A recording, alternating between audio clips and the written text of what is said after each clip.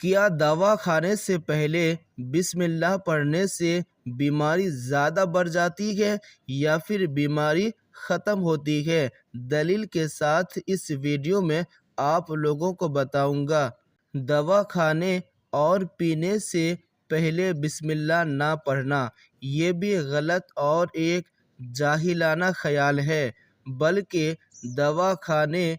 پینے سے پہلے بسم اللہ الرحمن الرحیم خاص طور سے دھیان کر کے ضرور پڑھنا چاہیے تاکہ نام خدا کی برکت دوا میں شامل ہو جائے اور دوا جلد سے جلد شفا یاب ہو، کیونکہ بیماریاں اور ان کی شفا اللہ کی طرف سے ہے۔ یعنی بسم اللہ الرحمن الرحیم دوا کھانے یا پینے سے پہلے جو یہ پڑھتے ہیں تو اس سے کیا ہوتے ہیں کہ جو آپ کی دوا ہے، دوا میں تاثیر پیدا ہوتی ہے اور وہ دوا جب آپ کے پیٹ میں جاتے ہیں تو پھر آپ کو شفا یاب کر دیتے ہیں، کیونکہ بیماری اور شفا دینا اللہ کی طرف سے ہے۔ لہٰذا جب آپ بسم اللہ پڑھتے ہیں تو اس دوا میں تاثیر پیدا ہوتی ہے، نہ کہ آپ کی بیماری میں برکت پیدا ہوتی ہے،